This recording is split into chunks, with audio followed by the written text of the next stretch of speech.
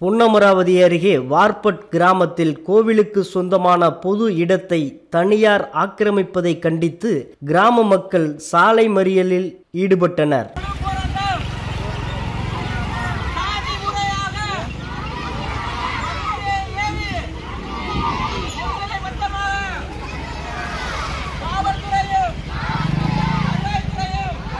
புதுக்கோட்டை மாவட்டம் பொன்னமராவதி அருகே வார்பட்டு கிராமத்தில் கருப்பர் கோவிலுக்கு சொந்தமான பொது இடத்திற்கு அருகே அதே பகுதியைச் சேர்ந்த வேறு சமூகத்தைச் சேர்ந்தவர் நிலம் வாங்கியுள்ளார். இந்நிலையில் அந்த நிலத்தை அளந்து வேலி அமைக்கும் போது தலித் சமூகத்தைச் சேர்ந்த அம்பேத்கர் நகர் பகுதி மக்கள் வசிக்கும் பகுதியில் உள்ள சுடுகாட்டிற்கு செல்லும் சாலையை மறித்து வேலி அமைக்க முயற்சி செய்ததாக கூறப்படுகிறது.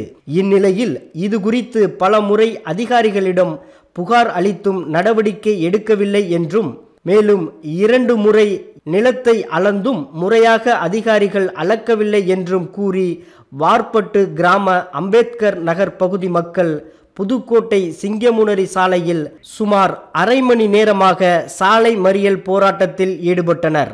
பொன்னமராவதி வட்டாட்சியர் சாந்தா காவல்துறையினர் பேச்சுவார்த்தை நடத்தியதை தொடர்ந்து சாலை மறியல் போராட்டம் கைவிடப்பட்டது.